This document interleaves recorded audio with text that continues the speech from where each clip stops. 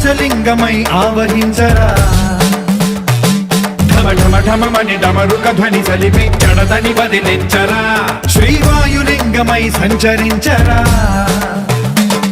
అణువణువున తన తనువున నిలిచి చలనమే కలిగించరా భస్మం